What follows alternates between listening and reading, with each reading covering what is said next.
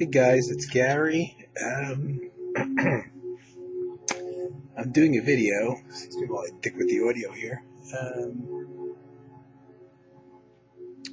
Doing a video because I have the day off. I have a couple days off, actually. Today's the second one. Forgive my appearance, but it's about almost 4 o'clock in the morning. I tend to sleep for a few hours on work days and wake up in the middle of the night, and I know better than to try to go back to sleep, so I generally get up and do things and then try to go back to sleep after a couple hours.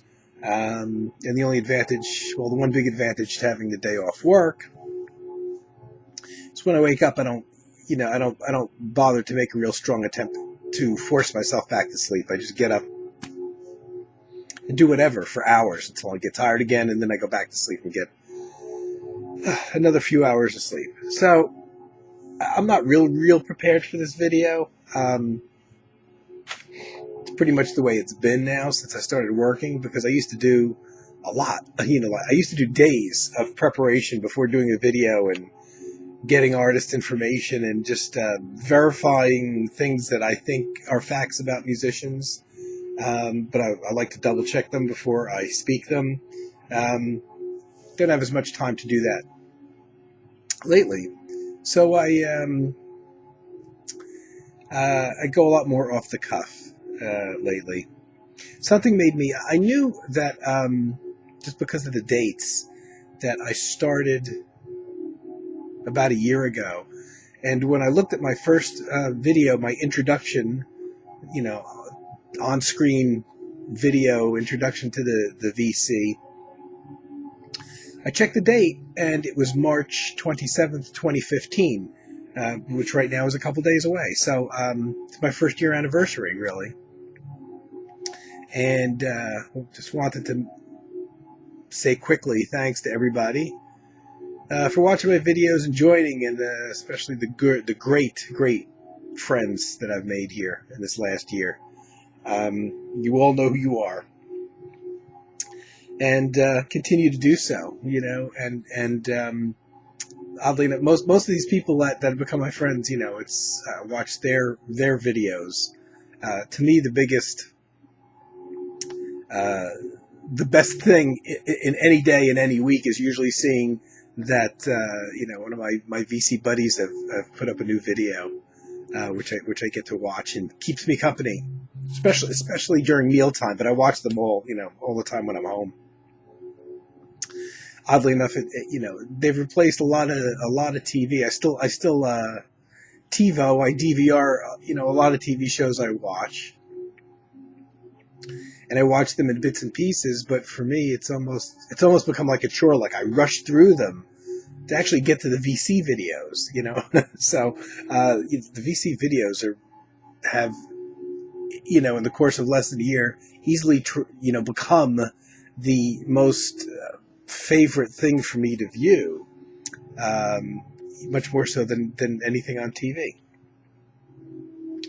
So I want to say thanks for everybody for the last year.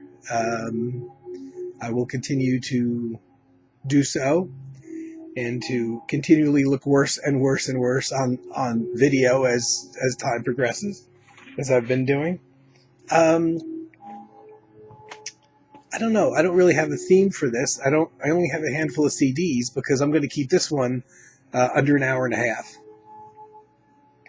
A recent buddy of mine in the UK sent me a message on one of my most recent videos asking if I had anything by Medwin Goodall.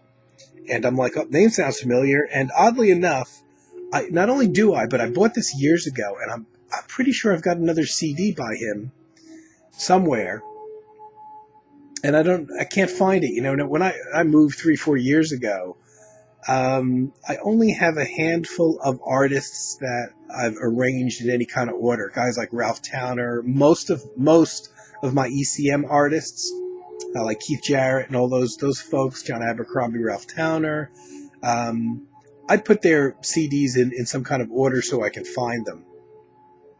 Most of the other artists, I still have yet to do that. They're still in cardboard boxes, and many huge plastic containers full of hundreds of CDs.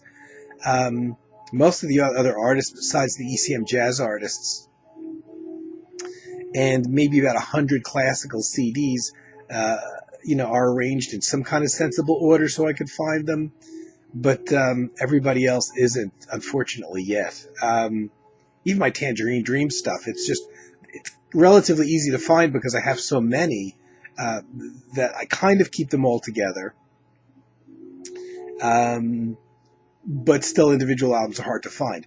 Now, those artists that I only have a couple CDs by, 2 or 3 CDs, sometimes I can't find them at all, and I know I have them.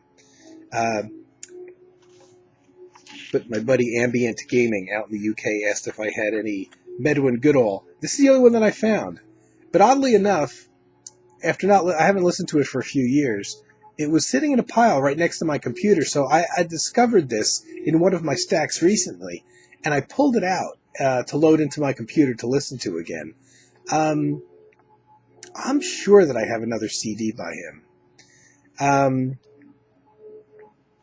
If you're not familiar with him, it's very much New Age music. He appears to be a musician that plays all the instruments himself, numerous instruments, primarily a guitarist, but plays a lot of meditative stuff.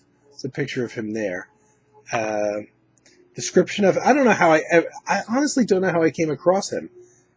From his home and studio in rural Cornwall, he lives in Cornwall, England. Medwin Goodall has devoted himself to reflecting the beauty and inspiration of nature through his music. He plays over a dozen instruments, although his main instrument is the guitar, with which he has evolved a unique style of New Age music. Melodic, expressive, and graceful, a music that is both inspiring and calming. Now, this is on a record label that I have a handful of albums by. I'm pretty sure they're still around and active. It's the New World Company, and it's a record label based out of England. I'm going to try to focus this because it's not focusing on its own. I'm wondering if any of you guys... is it focusing? There you go, it's a little better. You can see the address in Suffolk, England, so it's not like a London-based company. Interesting record label. I like their logo.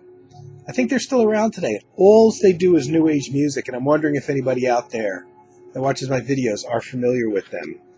I think I have another Medwin Goodall album, CD, somewhere on this label. I don't know how I discovered him at all. Possibly when Tower Records was still around, their website was a really good source, and they used to have separate sale sections. And instead of having to look up an artist and under the artist name you would see an individual CD that might be on sale, they would actually break down their sale items. Also, you could just go into the sale page and look up by genre and just see all the jazz or all the New Age on sale, experimental and things like that, classical. And I used to go there at times just to see what could be had at a reasonably cheap price and pick up things by artists I didn't know. That may be how I got into Medwin Goodall. I've got a handful of other things on this New World record label, including this by Terry Oldfield, Mike Oldfield's brother. Now, Mike Oldfield's somebody I do have a bunch of albums by, but they're a bit more rockish. Terry Oldfield is most definitely somebody who does fall into the New Age category. And I got to tell you, nowadays I'm probably more likely to put on one of his albums. He plays primarily flutes and synthesizers. Does have some voices on occasion. I know recently he's recorded a vocal album, started singing on, so I'm kind of going to stay away from that one because he has a lot of albums out that are instrumental. He lives in Australia now, and as mentioned, he also recorded for this New World Company. He's got a bunch of albums for this New World Company. This particular one, I thought I had another CD by him. Maybe I don't. It's called Resonance. Resonance. And it's on the New World Company once again. He recorded a bunch for the New World Company.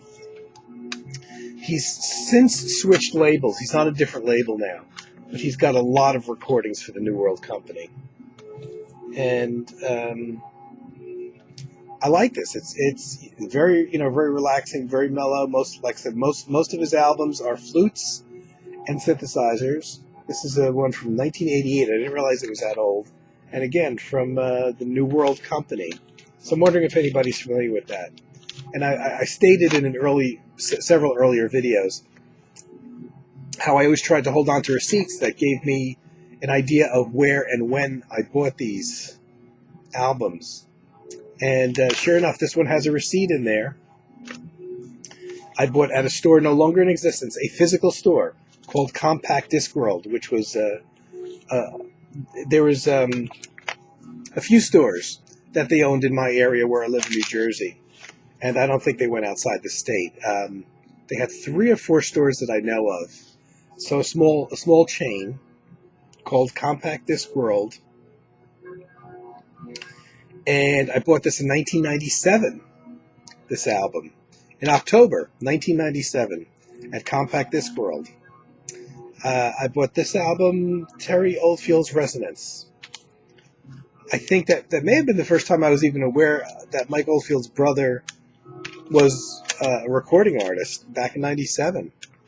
And by the description in the back, I could kind of tell that it was a instrumental kind of new age album, recorded 1988.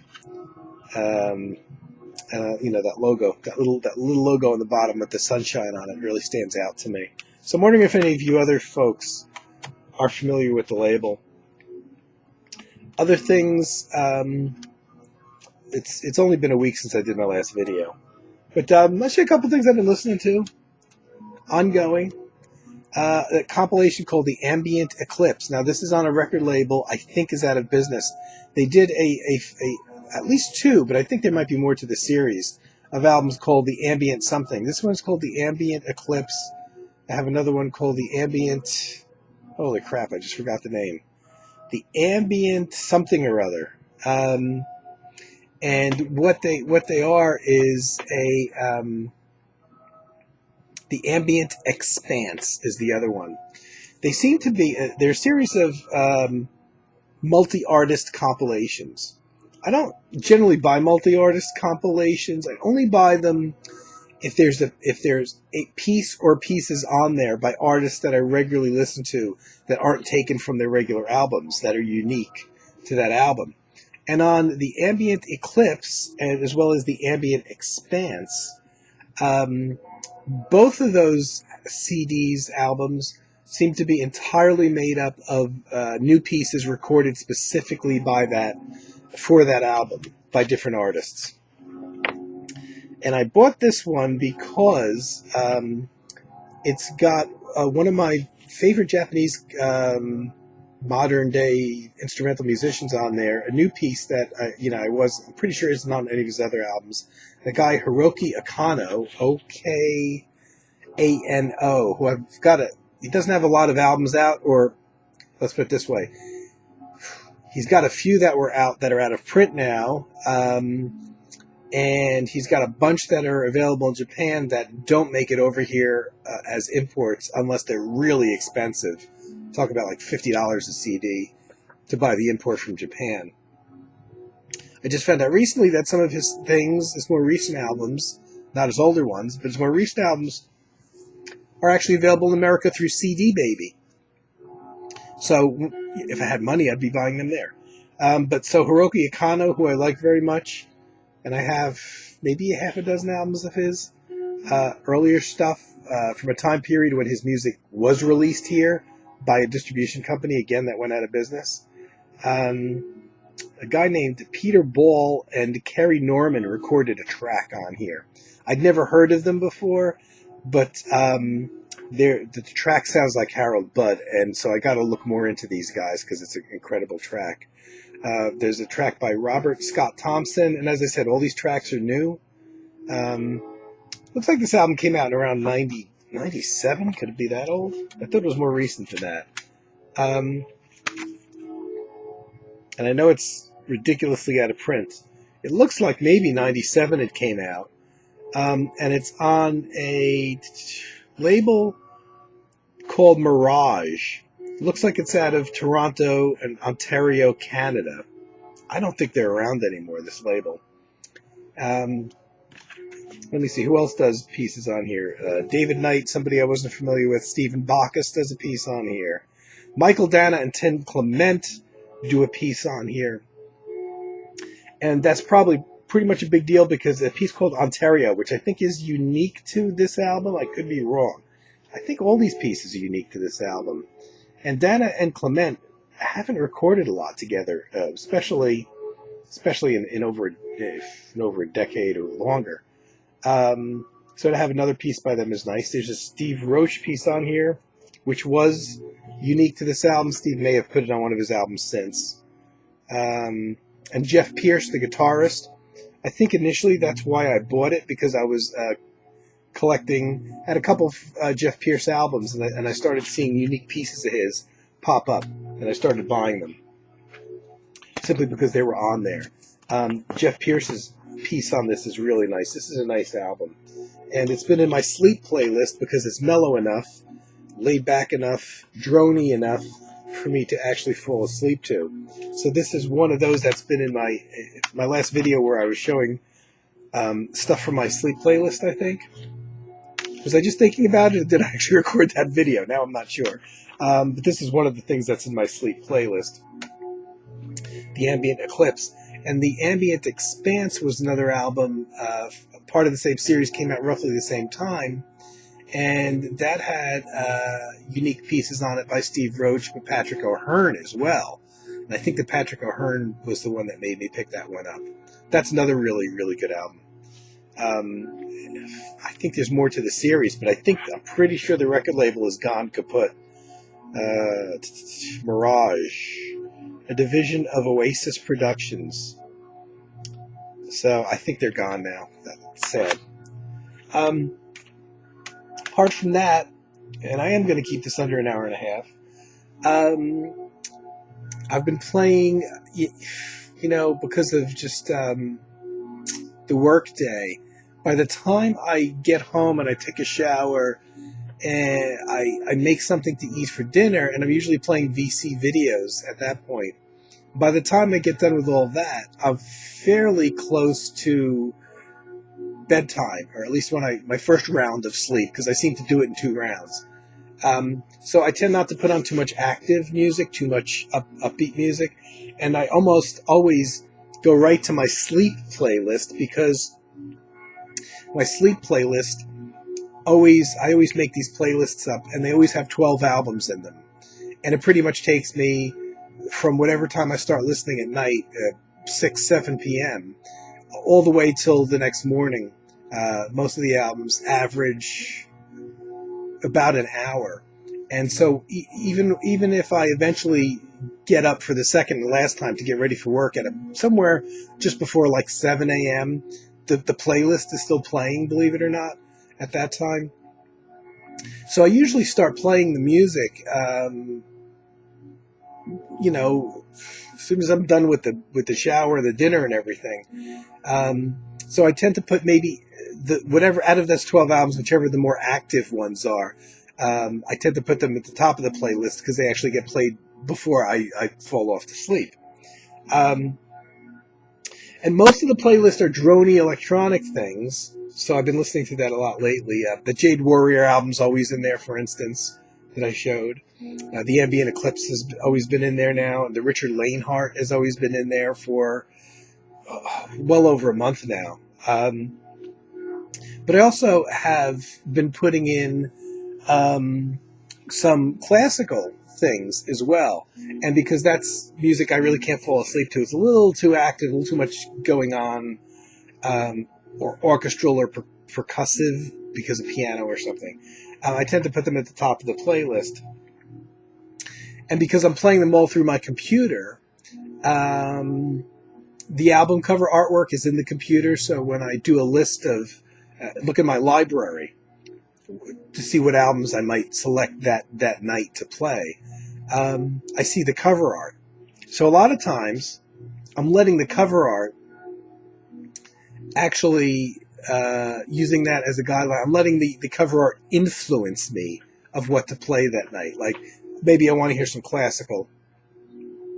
So let me see, what do I have in classical? Because I'm a lot less honed in on classical artists than on jazz. Jazz artists, I tend to get very specific. Do I want to hear Keith Jarrett? Do I want to hear Keith Jarrett solo piano, or Keith Jarrett writing something for orchestra, or Eberhard Weber, or Bar Phillips, or somebody?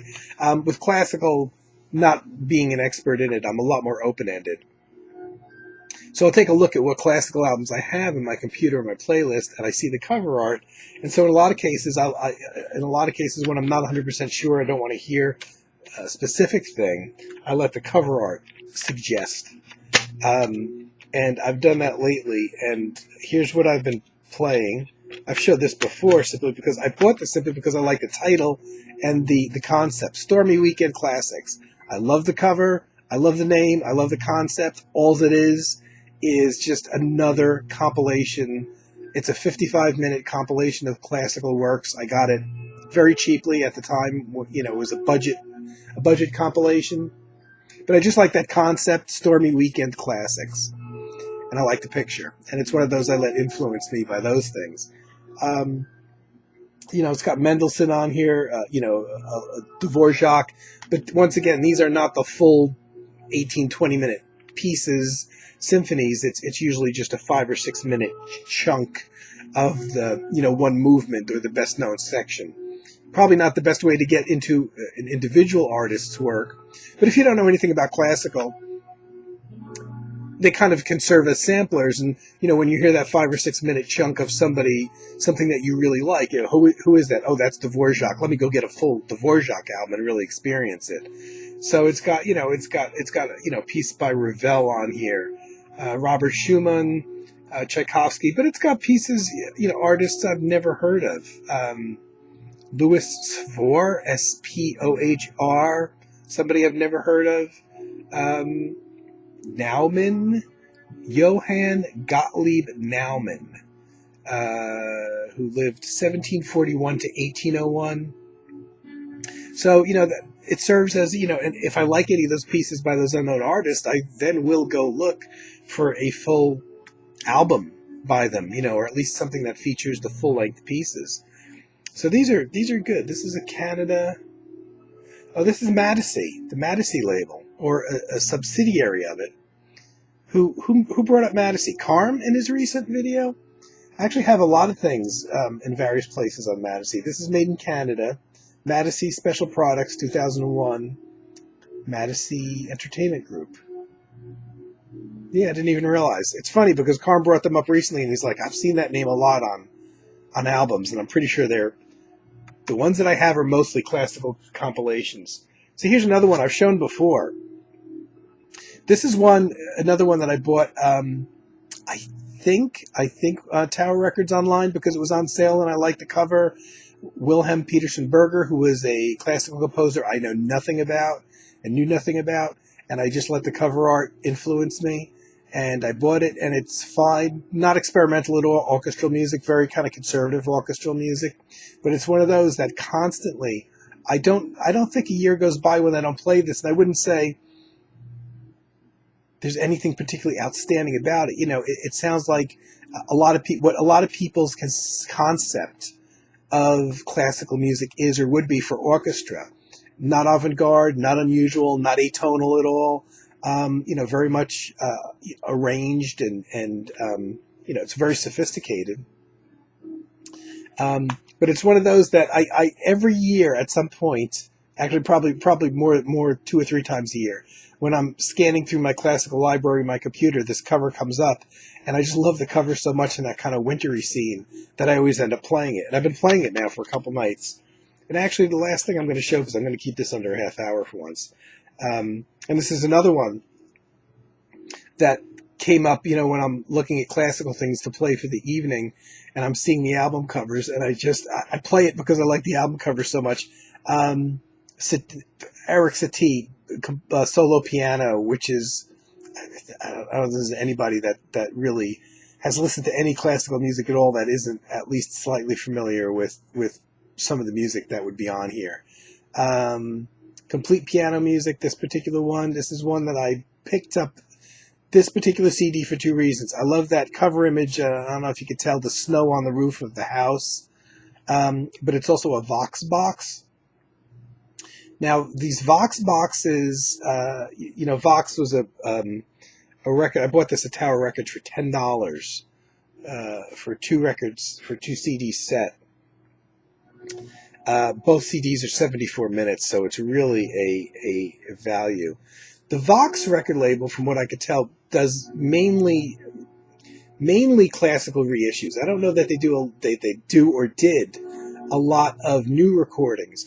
Their existence seemed to be pretty much basically to issue or to reissue things from the LP era, classical music, and resurrect them on CDs, things that hadn't been released on CDs, and things that were highly critically acclaimed recordings of specific classical music. I know I have one from a classical guitarist, for instance, that combines 3 of his albums on a 2-disc set.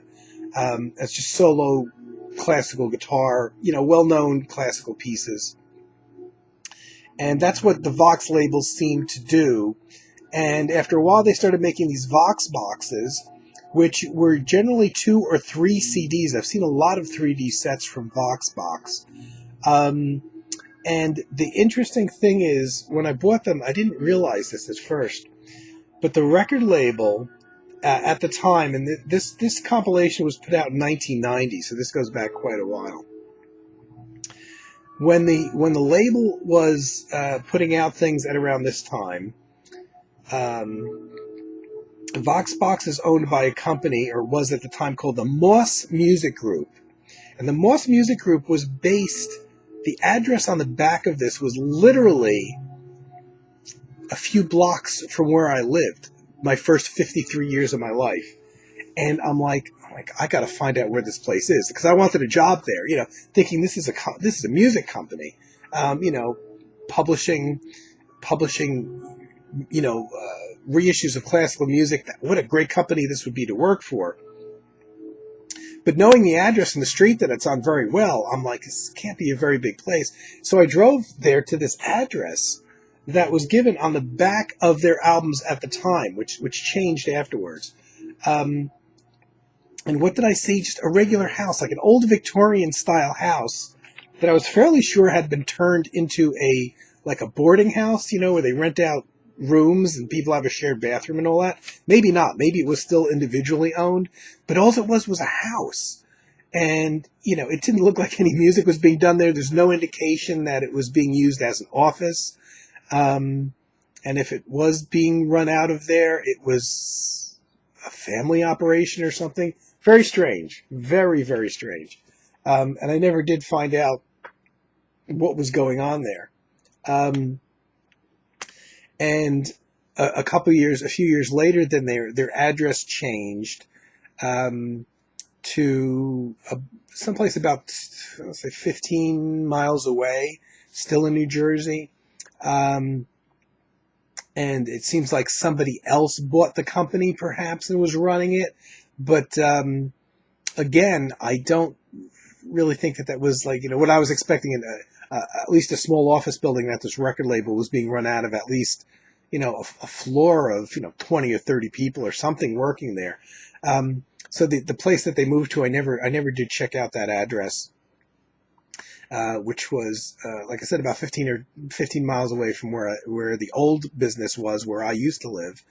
And, now I don't know if Vox is around anymore. If not, they're not based in New Jersey, or at least this Moss Music Group doesn't seem to be around anymore, which was sad, because I always had dreams of going to work for them because they were so close to where I lived. They put out some great stuff. A lot of these are still around, but used. I don't think they're being manufactured anymore. And oops, my music turned off and the TV turned on. And I would recommend if you've ever come across these, and you have any interest in these, I have Ravel, so orchestral works, which is another good one. They might be out of print. They were always a good value. Probably bunches of copies around still. I highly recommend them. Some of them come with paper booklets, and others don't. And I tend to think that may have been a packaging mistake. And I put a comment on Amazon once because I kept on buying these sets, and they came with these little paper booklets. I'm trying desperately to dig out here. That gives a little bit of artist information. Not a lot, but better than nothing. Little historic, and it's just paper. It's not even glossy paper. Nothing fancy, and maybe about 8 pages or so. But some of the later ones I bought, I picked up, and new copies, and the paper booklet wasn't there, and there was very little information on the recording, which leads me to think that was on the CD box itself, which led me to think, well, what's going on here?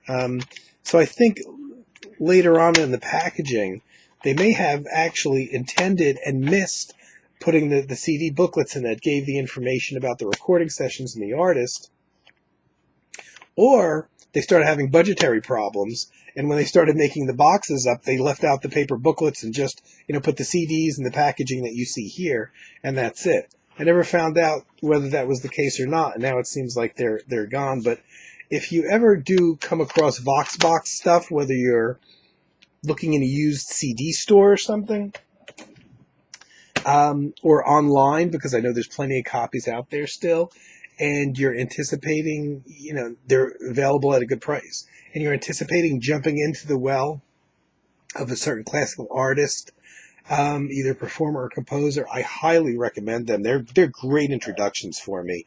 I have like a Ravel. I think the Ravel one's only 2 CDs of his orchestral works, but just really, really great introductions and a way to dive into things that you don't know at reasonable prices.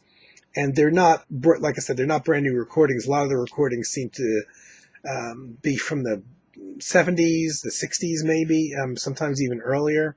But they're fairly critically lauded versions of those pieces that they're covering. So I highly recommend those. And, those are some of the things that I've been pulling out and listening to. I wanted to do a video somewhere near my 1-year anniversary, and, I'm real close to it. And thanks for watching, everybody. I'm going to be back soon with another kind of random off-the-cuff thing, I think. Hope everybody's doing well, and I'm keeping this under an hour and a half this time, so yay for me. Have a good day, night, everyone, and I'll see you all soon, I hope.